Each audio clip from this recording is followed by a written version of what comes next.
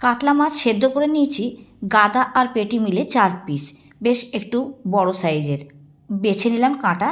এরপর কড়াইতে সর্ষের তেল দিয়ে ভালো করে একটু গরম করে নিতে হবে। তারপরে একটা পেঁয়াজ কুচি দিয়ে দিলাম আর 7-8 কোয়া রসুন কুচি দিয়ে বেশ ভালো করে ভাজা ভাজা করে নিলাম। এরপরে টমেটো 7-8 কোয়া গোটা রসুনকে দিয়ে দিলাম। রসুনের গন্ধ এখানে ভীষণ ভালো লাগবে, তাই রসুনটা একটু বেশি পরিমাণে দিলাম। নুন আর লঙ্কা গুঁড়ো দিয়ে দিলাম, তোমরা চাইলে এখানে কাঁচা লঙ্কা দিতে পারো তোমাদের ইচ্ছে মতো। এরপরে ছাড়ানো মাছটাকে দিয়ে বেশ ভালো করে মশলার সাথে কষিয়ে নিতে হবে। শুকনো শুকনো করে কষিয়ে নিয়ে একদম নামিয়ে নিতে হবে। কাঁচা লঙ্কা কুচি, ধনেপাতা, পেঁয়াজ আর সর্ষের তেল দিয়ে এবারে ভালো করে মাখিয়ে নিতে হবে। এইটা যে কোনো মাছ দিয়েই করা যেতে পারে। আজকে আমি কাতলা মাছ দিয়ে করছি, তোমরা চাইলে রুই মাছ বা অন্য কোনো মাছ দিয়ে করতে পারো। এইভাবে মেখে নিলে হয়ে যাবে মাছের ভর্তা। গরম গরম ভাতের সাথে দারুণ লাগবে। রেসিপিটি ভালো লাগলে লাইক, শেয়ার, কমেন্ট করতে ভুলো না।